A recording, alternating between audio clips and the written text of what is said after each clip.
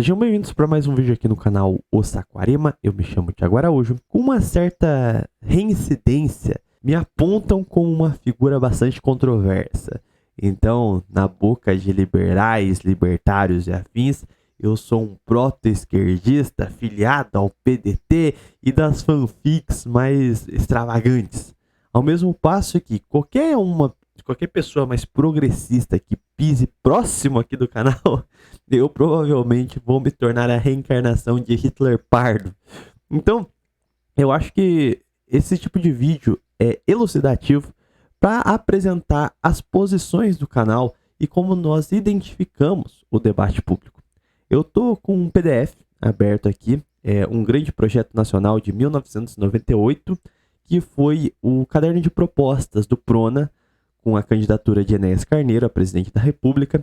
E tem uma parte desse livro aqui que eu acho que serve de síntese muito interessante para que eu possa apresentar para vocês as raízes do que nós defendemos aqui no canal, as raízes do que nós identificamos como os males, aquilo que nos opomos aqui neste canal. A começar pela questão ideológica de direita e esquerda, que parece muito ambígua. A questão central é que aqui nós não nos dividimos sob a ótica de mais ou menos Estado, de filiação partidária, de qualquer coisa do gênero. O nosso ponto central aqui é defender a centralidade de Cristo na sociedade e aquilo que fortaleça e não seja contra a boa ordem, a ordem social e, por consequência, o Estado Nacional. Um grande projeto nacional tem na sua página 69 10 questões que atentam contra o Estado. Vou até pular aqui para a página para que a gente possa fazer a leitura comentada deste trecho aqui, ó. Os 10 passos para a destruição do Estado-nação. Eu acho importante ressaltar esses 10 passos porque, à época, essas maquinações já se encontravam em vigor e hoje já se encontram em estado quase que terminal, ou seja, conseguiram avançar todas as principais pautas para a dissolução da nação. E não só do Estado, mas do Estado-nação, tanto da parte institucional, material do nosso Estado, como o nosso espírito, a nossa identificação, nossa cidadania com a pátria.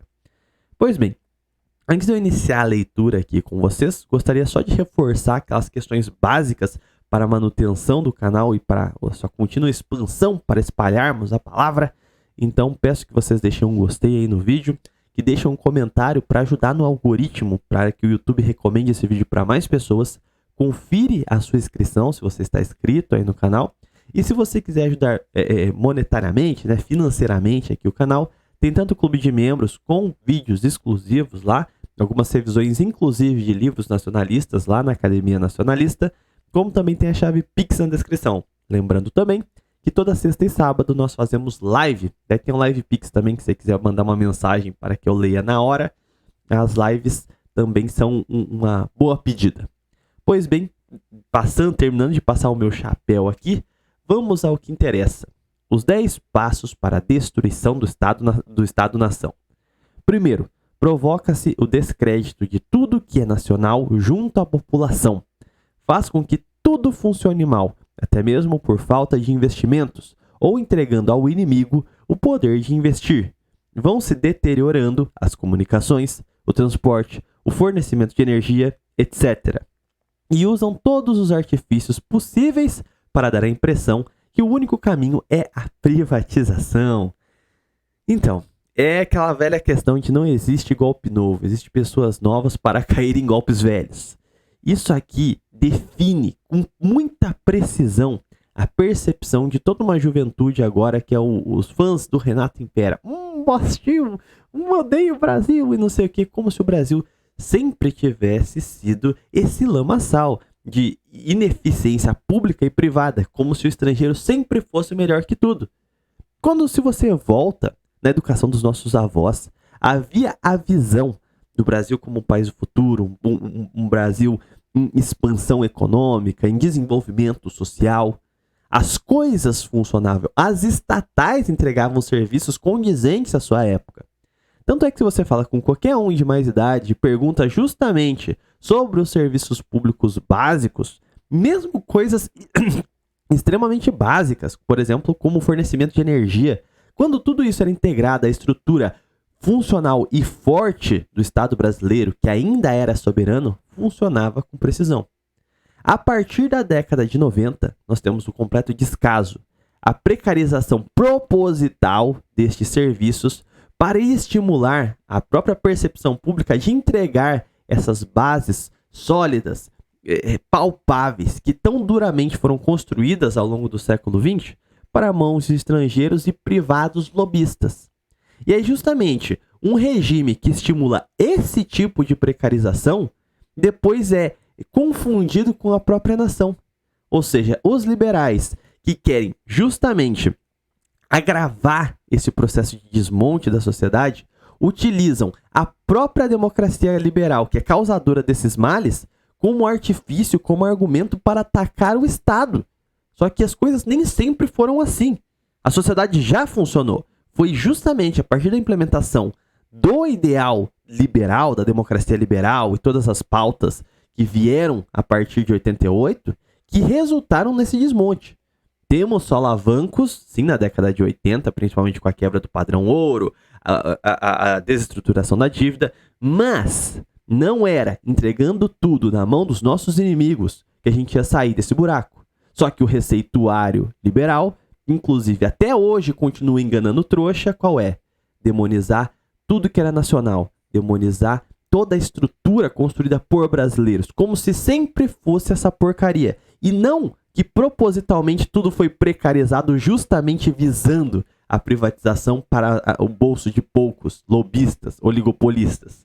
Então, isso aí é um ponto muito importante porque na década de 90, quando esse projeto foi elaborado, isso já era muito evidente entre as elites.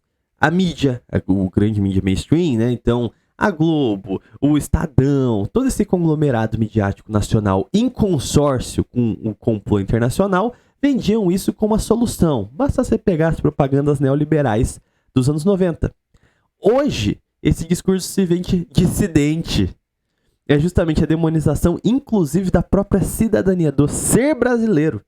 Hoje, o libertarianismo nada mais é do que o filho feio desse neoliberalismo que já era contra a nação. E se acham ainda como dissidentes, como oposição, quando na verdade só dançam a valsa posta a tocar pelos próprios carrascos. Então, prosseguindo aqui. Começa o processo de deteriorização do Estado. Justificam a redução drástica das verbas para os serviços públicos, dizendo que não há recurso. A imprensa repete todos os dias que não há recurso. Todo mundo repete que não há recursos. Mas existem recursos de sobra, que são desviados criminosamente, porém de modo oficial, para pagar os juros da dívida interna. Isso é, eles artificialmente desestruturam a dívida brasileira, quebram todo o estado social e de desenvolvimento que existia no Brasil, e aí, para aliançar esse processo de desmonte das estruturas nacionais, oficialmente você tem um discurso que a dívida, os juros da dívida que estão rolando, uma dívida que já foi paga, se você considerar usura como um ato inaceitável, tal como ele é, essa dívida já está paga há muitos anos. Tanto é que o calote da dívida não seria um calote, seria apenas o fim de uma parasitagem. E aí a dívida entra como uma muleta legal para favorecer o desmantelamento dos serviços públicos. Quem é de São Paulo meio que convive com esse jogo de cartas marcadas. O governador, Tarcísio de Freitas, queria privatizar a Sabesp a todo custo e ainda deve ter interesse. Aí, estranhamente, os recursos para a Sabesp começam a ficar minguados. Tem outras despesas, não tem recurso. Os serviços começam a cair de forma gritante, de forma a causar desconforto e insatisfação com a população. Como se tudo fluísse para virar a opinião pública favoravelmente à privatização. Privatizar para quem, novamente? Ninguém sabe. Qual é o consórcio? E assim, um setor de básico de domínio da população. Ou seja, a muleta da dívida como a desculpa para a precarização geral. Da precarização geral vem os maus serviços. Com os maus serviços e a imprensa de suporte, você tem a demonização de tudo que é brasileiro, tudo que é do Estado, e a partir daí você consegue privatizar. Privatizar para quem? Geralmente lobbies internacionais, que geralmente os compradores dessas supostas privatizações são os mesmos que fazem as avaliações de valia dessas estatais, dessas empresas nacionais. E aqui eu estou falando tanto de estatais do Estado, como também de empresas nacionais de privados brasileiros. Há um grande curso, e o mais interessante também é que esses grandes magnatas geralmente financiam, na nossa linda democracia, a candidatura, seja de forma direta ou indireta, dos mesmos sujeitos que vão entregar a rapadura para esses caras. Ou seja, é tudo um grande jogo de cartas marcadas, mas que a gente agora tem... é por isso que o canal entra numa ambiguidade para quem tem uma mente ideológica, de não entender que aqui nós lutamos contra tudo que se oponha ao interesse brasileiro. E nessa jogada aí, se unem tanto libertários que estruturam a narrativa de privatiza que é bom, como também toda a agenda woke que vai falar, não, tal governador é fascista e não sei o que, mas não se opõe, de fato, ao imperialismo econômico. Fica tudo no jogo retórico. Aí a cartilha marxista aparece como um apetrecho de, não adianta lutar por nada, esse desenvolvimentismo aí é tudo uma falsa oposição, porque eles são subordinados aos capitalistas. Então vamos ficar aqui no nosso conto das carochinhas sobre o problema da propriedade privada e nunca fazem nada. Enquanto, financiados pelos mesmos banqueiros internacionais, estimulam todo tipo de desagregação social.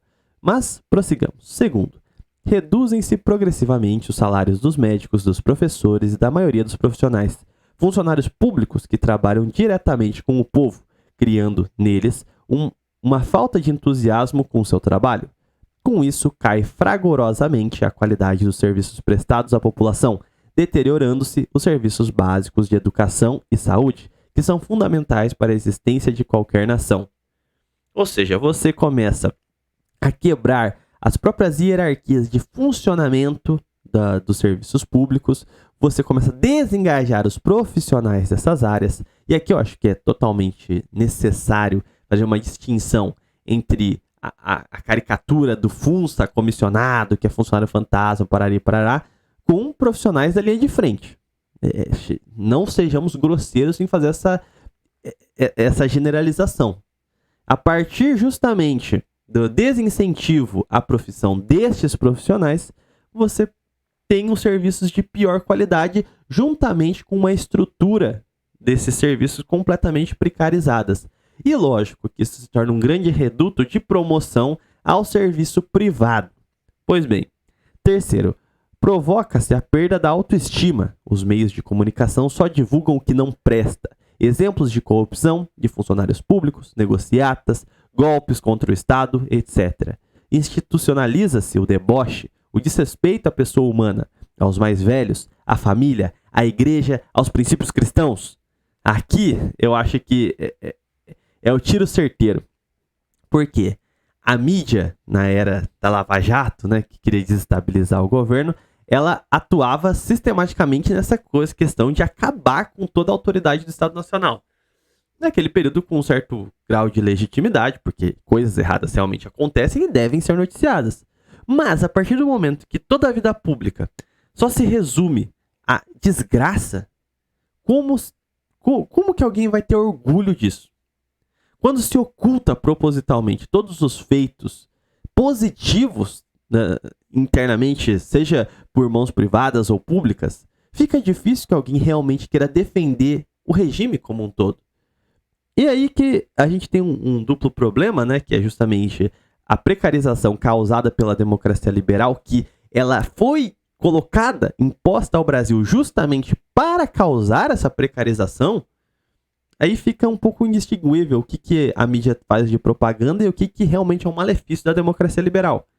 Mas vamos trabalhar com a segunda hipótese de que simplesmente há ocultações. Tudo bem, você vai super potencializar o discurso na sociedade em que nada presta. Tudo é ruim, tudo é terrível.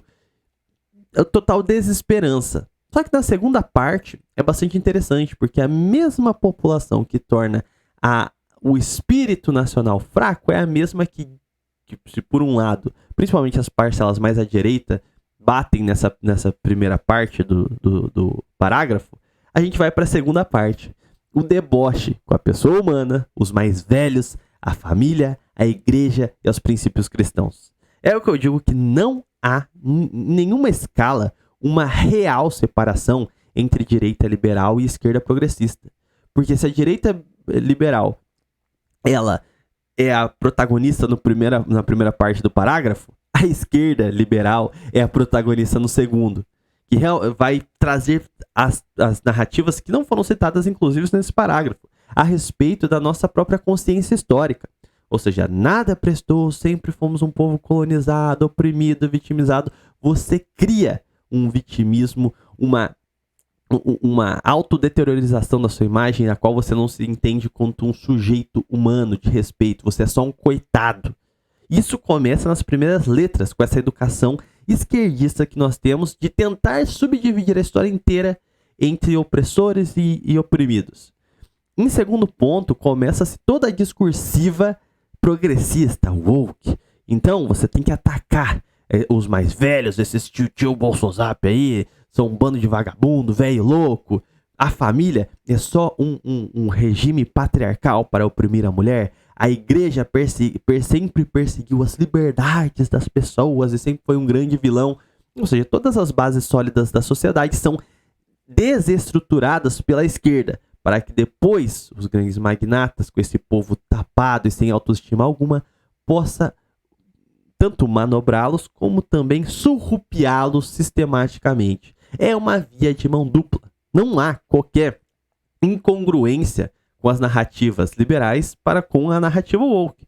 Tanto é que o mesmo banqueiro financia os dois lados, né? Cultiva-se uma verdadeira inversão de todos os valores que a humanidade levou milênios para construir. Destrói-se tudo e faz isso sob a fachada de modernismo. Ou seja, você é católico, você é pai de família, você tem uma família normal.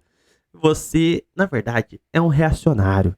Você odeia as minorias LGBTX, XJ, Ultra Plus Turbo. Você está infringindo a lei por defender simplesmente a ordem normativa da sociedade. Por você querer cultivar as tradições que por milênios nós levamos a construir. Pois bem, quarto, promove-se uma propaganda gigantesca a favor da desmoralização das Forças Armadas, que são o braço armado do povo bolsonaristas. Em vez de serem fortalecidas, são deixadas à míngua, sem recursos materiais, os militares com baixíssimos salários, isso tudo visando o seu aniquilamento total. Isso é, qual sempre foi uma força... Daí, tudo bem, pode distinguir o julgo aqui, mas uma força política das mais ativas na história do Brasil. O Exército, agente modernizador, agente protagonista nas metamorfoses políticas do país. Como eu disse, para bem e para mal. A fundação formal, para além de Guararapes, né, o ponto de fundação do Exército Brasileiro, mas a formação material do Exército Brasileiro no Corpo de Voluntários da Pátria, na Guerra do Paraguai, a importância dos militares na causa abolicionista, posteriormente, a proclamação da República, na formação do tenentismo, na Revolução de 30, no Estado Novo, depois no regime militar, o Exército e as Forças Armadas como um todo sempre foram peça fundamental para os processos de modernização do país, para suas revoluções, para suas mudanças sociais e políticas. E como eu disse, eu mesmo tenho desavenças com certas ações, por exemplo, do Exército, mas isso não é o ponto aqui. A questão é que é uma força política institucional fundamental para o processo histórico brasileiro. E aí você vai ter uma campanha sistemática, principalmente com o trauma do regime militar, de destruí-lo, não só do Exército, né, mas as Forças Armadas como um todo, de evitar que a caserna novamente se volte contra o poder civil. E aí você vê em todas as formas de tentar oprimir, tentar ocultar a presença das Forças Armadas e a importância dela na vida social e histórica do país. Só que você começa um processo ainda mais profundo, desde reflexos como o empoderamento do MP, do Ministério Público, na Constituinte, que causou problemas institucionais que se agravam nos nossos dias, criando um judiciário extremamente poderoso. A questão é que a esquerda sempre propagou as Forças Armadas, em especial o Exército, como carrascos, pessoas terríveis, que perseguiram toda uma geração, que acabaram com o Brasil, que criaram a dívida, e etc, etc. E hoje a direita faz o mesmo serviço baixo e porco de atacar as Forças Armadas por uma desilusão. Então é aquele monte de coisa. Os militares são despreparados, que eles não fazem nada, são lacaios de governo, que compra leite condensado e lubrificante. E aí vem todo aquele mundaréu de informações falsas, visando apenas descredibilizar as Forças Armadas. Que assim, não existe Estado moderno sem um exército profissional. Não existe soberania sem as Forças Armadas respeitadas e empoderadas. Quinto ponto. Promove-se um verdadeiro genocídio de forma explícita, matando de fome e doenças decorrentes da desnutrição milhões de pessoas e colocando outros tantos abaixo da linha da pobreza, fazendo crescer assustadoramente a legião de desempregados, de pessoas nas ruas, com verdadeiras hordas cada vez maiores de meninos de rua.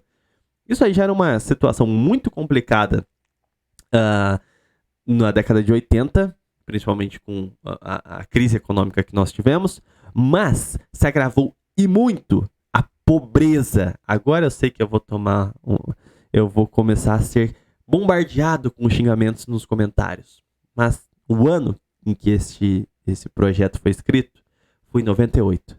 O que o Plano Real causou para combater a inflação a todo custo foi a destruição da indústria nacional, a destruição das nossas estatais, tudo para manter o câmbio pareado com o dólar, o poder de compra se levantar. Só que a esse custo se favoreceu as importações, inchou o mercado brasileiro com produtos de fora e se quebrou todas as indústrias verdadeiramente competitivas do Brasil. Poucas sobreviveram a esse processo. Isso é, o que se construía de capital em casa foi se desmantelado. Os baixos salários, a disparidade social só cresceu com o Plano Real. Houve uma super concentração de renda. E se você pega os indicadores da pobreza no governo do FHC, era algo brutal. E meio que a gente está voltando a trilhar por essas trilhas, né, quase há 10 anos já. Então, é isso que... esse é o contexto a qual o quinto ponto é apresentado. E toda essa questão, ela reflete justamente a ausência de um Estado nacional. Porque qual foi o grande ponto do governo FHC? Integrar o Brasil na divisão internacional do trabalho e globalizar a economia. Isso é, vamos acabar com essa economia desenvolvimentista, fechada, e vamos aderir ao mundo globalizado.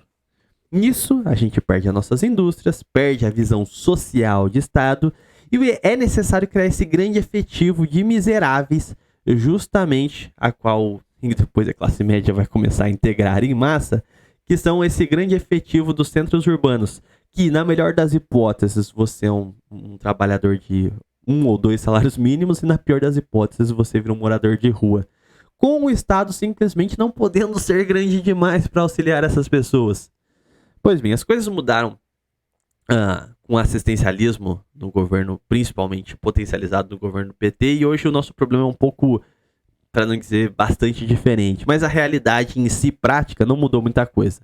Sexto, pratica-se um controle de natalidade desumano, esterilizando moças pobres em pleno período de atividade reprodutiva, diminuindo com isso o número de brasileiros que poderiam lutar pela sua pátria, com a desculpa esfarrapada de que assim diminuirá o número de meninos de rua. Aqui nós temos Enéas anti-Malthus, Enéas contra o novo homem, a tia Eugênia, não é uma solução para o Brasil, porque nós não devemos buscar o combate às vulnerabilidades sociais com base em castração de seres humanos, com base em genocídio velado. A saída para isso é um projeto nacional de educação e qualificação, tanto da cidadania quanto da mão de obra. Isso é, instruir, educar, tomar essas pessoas sobre o amparo do Estado. Isso não é benefício, não é você ficar alimentando vadiagem. É o Estado com autoridade, que ele tem responsabilidade e, por consequência, pode exigir coisas daqueles que ele auxilia. Não é você distribuir Bolsa Família e esperar que magicamente as pessoas vão criar consciência.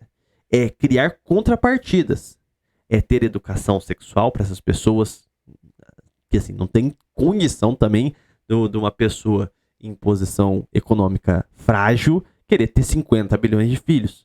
Então é necessário uma educação nesse sentido, instruir, qualificar os pais de família, voltar a ensinar-lhes valores de dignidade humana relacionados à própria instituição familiar, isso é, matrimônio. Não é estimular uma mãe ter filho com vários homens, é você construir um núcleo familiar que é capaz de educar uma criança com auxílio do Estado também, para aí sim ser possível formar cidadãos que, parafraseando ali, poderiam lutar pela sua pátria. Então, o que ele quer dizer aqui com esse combate, essa política malthusiana que se tinha? E que até hoje, né, é reavivada por alguns indivíduos, inclusive ditos de direita. Então, ele não pode, porque a intenção é pegar esses parágrafos de maneira mais sucinta, mas o grande alicerce, a viga mestra do grande projeto nacional é justamente você ter um Estado com autoridade intervencionista e desenvolvimentista. Isto é, ter autoridade sobre aqueles que acolhe. É poder pedir contrapartidas. Sétimo, destrói-se pouco a pouco a noção de patriotismo, desmoraliza-se o hino nacional, a bandeira nacional e tudo aquilo que pode representar um sentimento de amor à pátria. Os meios de comunicação propositalmente vão jogando na lama a língua pátria. Como a língua é o maior patrimônio de um povo, desrespeitá-la é desrespeitar a própria nacionalidade.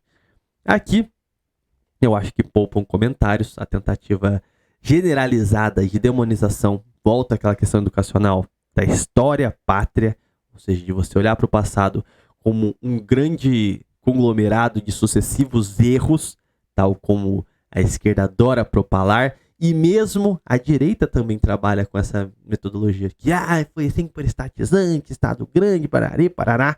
Aqui eu acho que a coisa mais célebre é, por exemplo, aqueles documentários do Brasil Paralelo relacionado a Vargas. Ou então, as tentativas do Marcelo Andrade de atacar a memória do regime militar. Então, assim, você pode ver que é um ataque à história nacional e aos estadistas de ambos os lados. Agora, no que tange às questões simbólicas, creio que a gente andou para trás de forma muito mais brutal nos últimos 25 anos. Porque hoje em dia não se tem mais um hasteamento da bandeira, cantando o hino nacional, não se explica mais a simbologia e os símbolos pátrios, a história por trás dos nossos grandes marcos nacionais, toda essa questão cívica. Aqui mesmo ao tempo do Enéas, a retirada da educação moral e cívica, que era principalmente uma aula voltada justamente a você explicar esses símbolos pátrios, né? Pois bem, oitavo. Infiltram-se no cenário político e nos meios de comunicação personagens em defesa da descriminalização das drogas, proporcionando com isso na juventude uma falsa ideia de normalidade quanto a seu uso. A maconha produz dependência química. E eu acho que aqui também poupa comentários, porque de tal forma a nossa situação se agravou no que tange esse tópico, que eu acho que já é de comum acordo a todos. A forma como hoje já é quase que mal visto você ser contra a dependência química, você ser contra maconheiro. Porque já é uma pauta com inúmeros representantes no poder instituído, com grande parcela, principalmente na juventude, de defesa dessa pauta. Então, assim, a gente não combateu a erva, a gente não combateu quando estava incipiente, e hoje esse câncer se propalou no nosso tecido social. Então, assim, não creio que caibam mais comentários devido à contundência que esse tópico chegou na nossa sociedade. Nono, lançam-se os cidadãos um contra o outro, a classe contra a classe, patrão contra empregado. Cria-se assim um descontentamento geral, fazendo crescer a desconfiança e o ódio entre as pessoas, desaparecendo com isso a harmonia da vida social.